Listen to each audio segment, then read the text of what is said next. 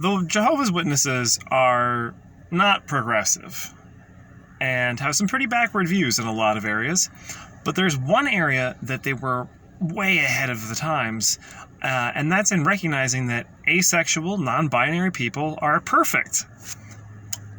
Just the epitome of human existence. So, to all my, ace enbys out there who may see this is for you. So, not just one instance, mind you, there are several. So let's start. The Watchtower, November 1st, 1911, talking about Christ's millennial reign. When the church shall thus be changed, all the peculiarities of male and female will be obliterated. For there is neither male nor female amongst the angels, and the scriptures tell us there will not be in the glorified church. The perfection of spirit being will be one. All will be alike, sexless. As for mankind, we think the scriptures clearly indicate the divine provision for mankind will be that they will all be sexless when perfection shall have been reached. That is to say, at the close of the millennial age, all having been gradually perfected, each sex will, in their development, have taken on more of the qualities of the other. During that age, the woman will gradually add to her womanly graces the qualities that belong to a man, and man will likewise gradually take on with his manly qualities the finer sentiments and qualities of mind and body that belong to the female. Thus man will receive again that which was taken from him originally, represented by the rib. So all will then be perfect, and they will neither marry nor give in marriage, for all will be in this respect be like unto the angels, Luke 20:34-36. Now that's old light, 1911. That's over 100 years ago. Over 100 years ago, they said we're all going to be asexual, genderless beings. Old light. Well, let's remind everybody that in 1919, supposedly, Jesus invisibly selected the witnesses, and, now he's driving the bus. What the witnesses publish from 1919 on is Jesus approved. Jesus guided, Jesus approved, has his invisible stamp of approval. So let's look at the Golden Age, 1919, page 186. The title of the article is Bright Clothes for Men. All must have noticed the gradual advance of women into the realm of men's attire, and a growing use by men and boys of garments suitable for the fair sex. It is only a few years since a colored hat band on a man's hat was unknown. Now a London tailor is trying to introduce ruffles, pink breeches, and bright stockings among men. It is our belief that the gradual removal of all differences in sex is underway, appropriate to the new conditions of the Golden Age, when none will die, and the repopulation of the earth will no longer be necessary. See Mark 12:18-26 for a statement of some conditions to exist in the new earth. There you go, Jesus approved. There's a couple more. They really were up on this idea that we were all going to become asexual, agender beings. Let's fast forward again a little bit. March 1st, 1926, Watchtower. After this, Adam was put into a deep sleep. Well, God took from him that with which he would form... Oh my God, this sentence. Well, God took from him that with which he could form a helpmeet for Adam. Oh, good grief. This means that at the first, Adam was a bisexual creature, and that God... Something weird happened there. Oops. We'll keep going. And that God took away from him that part which would make the female. God formed a woman and then brought her to Adam.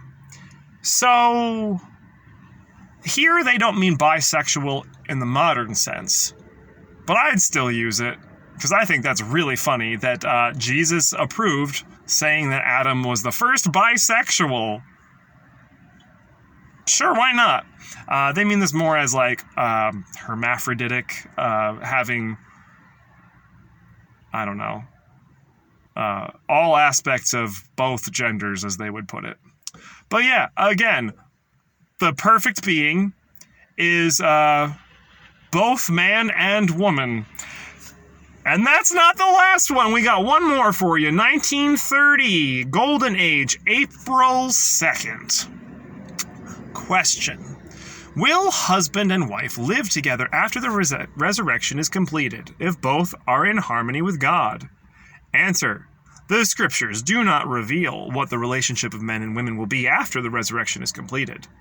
The most that we know is that there will be no children born during the last 100 years of the millennium, Isaiah 65:20.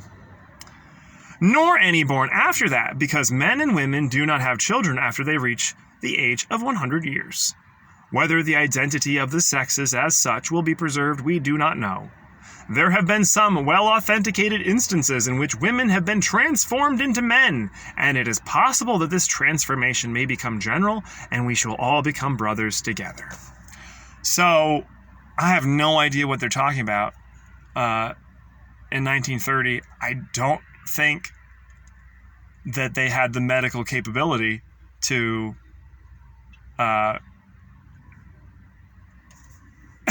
do gender, I don't know the proper term. Excuse me if this is offensive. I'm sorry. Gender reassignment surgery? I don't know the correct term. They certainly didn't have hormone treatments. I have no idea what they're talking about. I have no idea we know for certain that there won't be kids born in the last 100 years. And they obviously didn't know about fertility and why older people don't have the ability to get pregnant or impregnate, because why would there be an arbitrary time limit if your body is in the perfection of youth? So anyway, there's a lot weird with that, but there you go. 3 instances, 1919, 1926, and 1930, all post-Jesus driving the bus. This is all Jesus-approved, Holy Spirit-inspired, from God, instances of saying that we will be genderless and asexual. So, again, my ace enbys out there, y'all are perfect. Look at you guys. You're ahead of the curve. You're already well into perfection. We should all emulate you. I'm working on it. I'm on my way. It's really funny. Please bring this up if you ever, if you're non-binary, if you're bi, trans, I guess, too, since the last one is women will turn into men. Like, you know, this covers a lot of bases. If you're coming out to your family, apparently Jesus is cool with it. It's really, really funny. And of course, they don't hold this position anymore, because I just guess Jesus changed his mind. So this one area where they were extremely progressive in recognizing asexual and non-binary, and I guess at a stretch trans people, at least female to male, yeah, that's gone now. That's not believed anymore. Anyway, I think that's great. I hope that this made you feel a little bit better if you're part of the letter mafia. The LGBTQ plus community. It's very funny. At least 100 years ago, they wouldn't have been so awful towards you. Maybe. I don't know. If you were white. I mean, they were also mad racist at that point, too. So, anyway, I hope you have a great day and enjoyed that trip back down 100 years ago. 100-year plus of absolute nonsense from the Watchtower Bible and Tract Society of Pennsylvania Incorporated. Have a great day, and I'll see you next time.